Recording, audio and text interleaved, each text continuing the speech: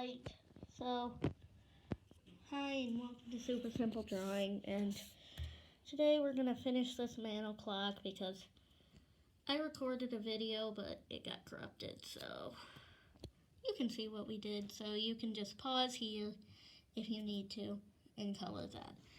But for those of you who know what to do, just follow along.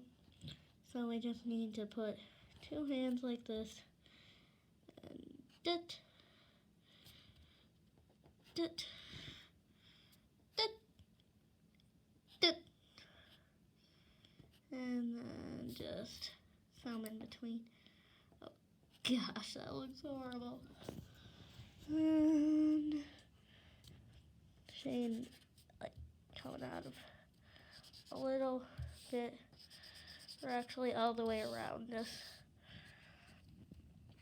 keep on turning it and turning it till you get all the way around.